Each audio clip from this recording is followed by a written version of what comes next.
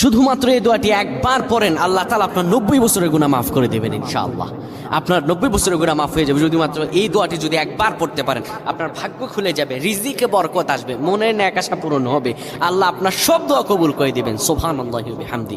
এত ফজিলত, এই দোয়াটা আপনারা শেয়ার করে দিবেন। এই যুবকেরা, আমল না করেও সওয়াব পাবা। তোমার একটি শেয়ারে, একটা বাটনে প্রেস করে তুমি সওয়াব পেয়ে যাবা। কারণ তুমি আমল না করো, অন্য কেউ যদি তোমার শেয়ারের বদৌলতে আমল করে সওয়াব তুমি পেয়ে যাবা। নবীজির হাদিস।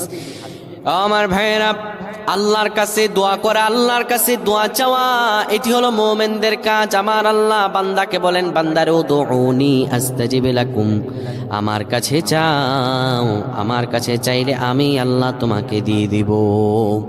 কেউ যদি একবারে দোয়াটি পড়তে পারে, দোয়াটি হলো রব্বি ইন্নী যালামতু নাফসি ফাগফিরলি। কেউ যদি এই দোয়াটা একবার পড়তে পারে, আমার আল্লাহ তাআলা তার